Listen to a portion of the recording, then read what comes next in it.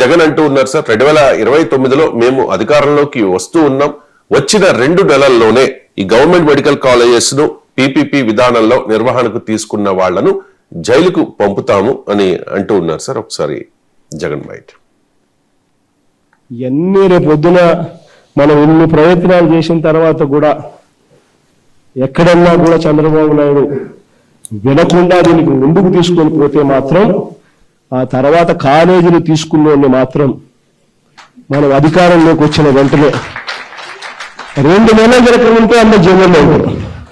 ఆ కాలేజీలు తీసుకున్న మాత్రం స్కామ్ అనేది మదర్ ఆఫ్ ఆల్ స్కామ్స్ కింద ఇది నిరూపితమవుతుంది. అంత దారుణంగా ప్రజలకు నష్టం జరుగుతుందని కనిపిస్తా ఉన్నా కూడా ప్రజలు దీనివల్ల ఉచితంగా వైద్యం పొందే అవకాశం పోతుందని తెలిసినా కూడా రైట్ సార్. ఈ జగన్ చేసిన ఈ వ్యాఖ్యలు సరికావు, ఈ బెదిరింపులు సరికావు అంటూ ఉన్నారు సార్ వైద్య ఆరోగ్య శాఖ మంత్రి సత్యకుమార్ బయట. నా గురించి మాట్లాడాలి, చంద్రబాబు నాయుడు గారి గురించి ఎలాగో మాట్లాడుతున్నారు. మీకు ధైర్యం ఉంటే ఈ శాఖ నిర్వహిస్తున్న నన్ను జైలుకు పంపాల్సిందిగా నేను జగన్మోహన్ రెడ్డి గారికి సవాల్ విసురుతున్నాను. విధానం దీన్ని తయారు చేసింది నేను, అధికార పార్టీ. మీకు చేతనైతే ఈ విషయంలో చిన్న చిన్న విషయాలకు సిబిఐ విచారణ అడుగుతున్నారు కదా, సిబిఐ మీద చాలా గౌరవం ఉన్నట్టుగా ఈ విషయంలో సిబిఐ విచారణ కోరండి. న్యాయస్థానాల మాధ్యమంగా సంబంధిత శాఖ మంత్రిని నన్ను జైలు ధైర్యం ఉంటే పంపండి. సార్ వాళ్ళని మీద ధైర్యం ఉంటే నన్ను పంపండి అంటున్నారు సార్. సత్యకుమార్ చెప్పేది నిజం కదా. ప్రాబ్లం ఇది జగన్మోహన్ రెడ్డి ఇదే.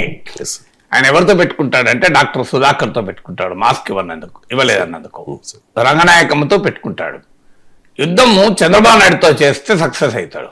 రంగనాయకమ్మతో సుధాకర్లతో యుద్ధం చేస్తే ఎట్లా సక్సెస్ అవుతాడు? That is the biggest problem with Jagan. So ఎవరితో పెట్టుకోవాలి?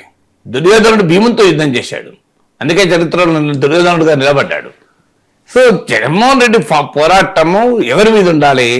ఈ పీపీపీ విధానం తెచ్చిన చంద్రబాబు నాయుడు మీద ఉండాలి. సంబంధిత ఆరోగ్య శాఖ మంత్రి అయిన సత్యకుమార్ పైన ఉండాలి. కానీ ఎవరి మీద అంటున్నాడు జైలుకు పంపుతా అని?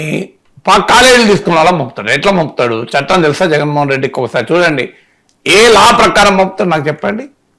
ఇప్పుడు పీపీపీ అనేది లీగల్ అని చెప్పి హైకోర్టు తీర్పు చెప్పింది. ఎందుకంటే PPP is not illegal. PPP is wrong economic policy. Wrong policy వేరు, చట్టవిరుద్ధం వేరు.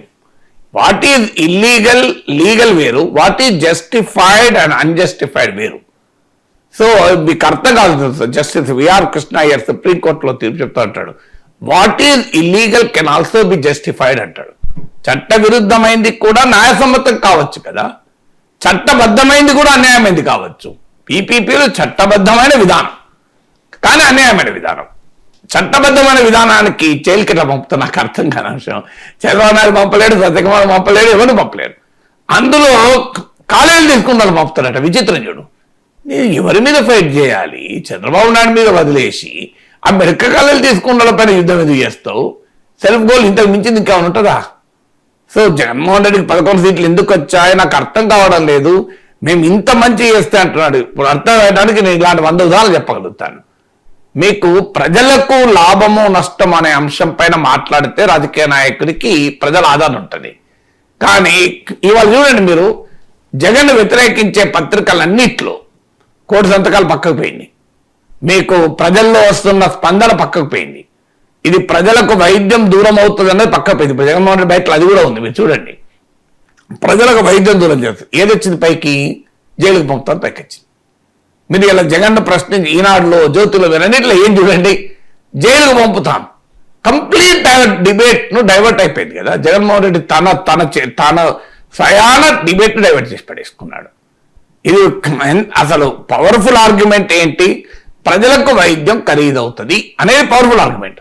అది వదిలేసి జైలుకు పంపుతాడా అంటే సత్యకుమార్ జైలు నన్ను పంపుకోవట్లేదు, నేను పంపుతా. అసలు పంచాయతీ పక్కకు పోయింది కదా.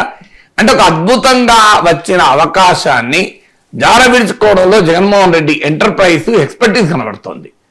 ఇంత మంచి అవకాశం, బ్రహ్మాండమైన అవకాశం కదా. ప్రజల్లో బాగా వ్యతిరేకత ఉంది.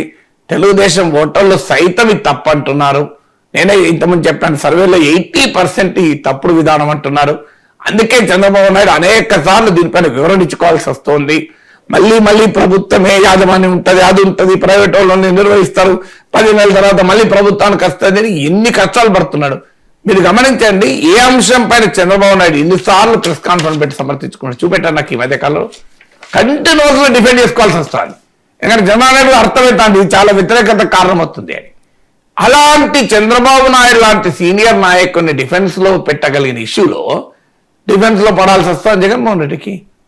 సో ఇప్పుడు గూగుల్ ఏఐ పైన ఇదే తప్పులు చేశారు. గూగుల్ ఏఐ పెట్టడంతోనే డేటా సెంటర్లు వల్ల ఏం మిగులుతుంది, వేడి మిగులుతుంది, చెట్లు పోతాయి, ఉద్యోగాలు వస్తాయా అని చెప్పి పెద్ద ఎత్తున వైసీపీ నేతలు మాట్లాడారు. సాక్షి మీడియాలో డిబేట్ల మీద డిబేట్లు పెట్టారు, డేటా సెంటర్లతో ఏమొస్తుందని.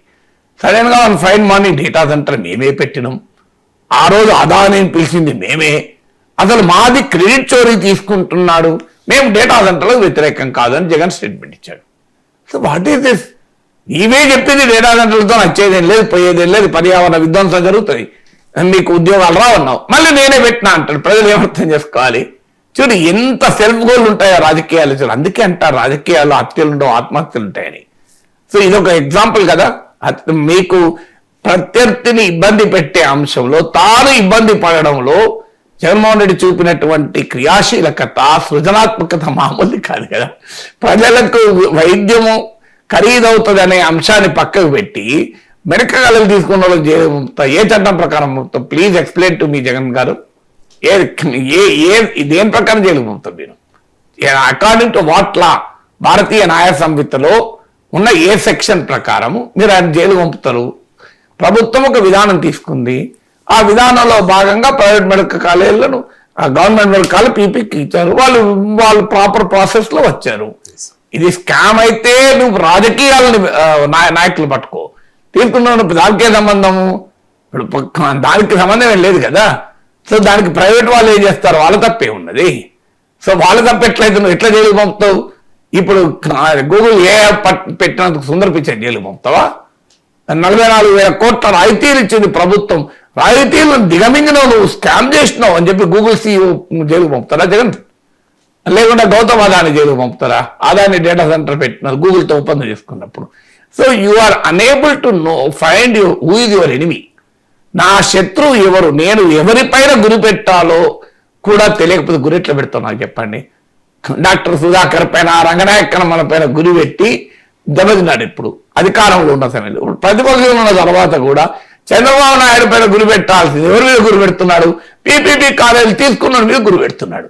తీసుకున్న వాళ్ళు ఏం చెప్తారు? ప్రభుత్వం ఇచ్చి వాళ్ళు తీసుకున్నారు, వాళ్ళు నేను మాదేమన్నా దానికి కదా నేను వాళ్ళని జైల్లో పెడతాను, ఓకే వాళ్ళని జైల్లో పెడతావు, ఏమొస్తుంది? రాజకీయం ఏమొస్తుంది చెప్పండి? ప్రైవేట్ మెడికల్ కాలేజీలను తీసుకున్న వాళ్ళని జైలు పెడితే జగన్మోహన్ రెడ్డికి పొలిటికల్ గా కలిసి వచ్చేది ఏంటి? So this is how politicians are experts in self goals కదా.